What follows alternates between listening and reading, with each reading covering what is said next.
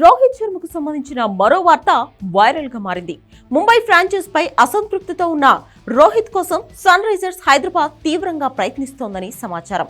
Hit man కోసం SRH owner యజమాని Kavya Maran blank cheque కూడా సిద్ధం చేసిందని చెబుతున్నారు.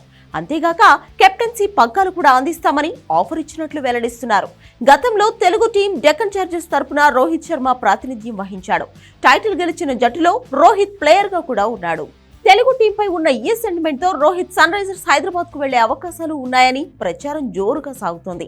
అయితే ఐపీఎల్ నిబంధనల ప్రకారం ఫ్రాంచైజ్ నుంచి అనుమతి లేకుండా ఏ ఆటగాడు ఇతర ఫ్రాంచైజీలతో చర్చించకూడదు. ఈ నేపథ్యంలో ఈ వార్త నిజమా కాదా అనే విషయంపై స్పష్టత లేదు.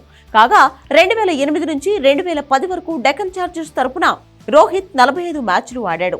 ఇదిలా ఉంటే 5 టైటిళ్లు అందించిన రోహిత్ శర్మను కాదని హార్దిక్ పాండ్యాను కెప్టెన్ గా ముంబై ఇండియన్స్ నియమించడంతో అసలు రచ్చ మొదలైంది. రోహిత్ కు మద్దతుగా నిలుస్తూ ముంబై ఫ్రాంచైజ్ ని హార్దిక్ పాండ్యాను హిట్ మ్యాన్ ఫ్యాన్స్ తీవ్రంగా విమర్శలు చేస్తున్నారు. స్టేడియంలో బయట హార్దిక్ ను హేళన చేస్తున్నారు. అంతేగాక ముంబై ఇండియన్స్ జట్టు 2 వర్గాలుగా చీలిపోయిందనే కథనాలు కూడా వచ్చాయి. ఈ ఎఫెక్ట్ తోనే జట్టు వరుస ఓటములు చవిచూసిందని చాలా మంది అభిప్రాయపడుతున్నారు. అయితే ఢిల్లీపై గెలిచి ఎట్టకేలకు తొలి విజయాన్ని అందుకుంది.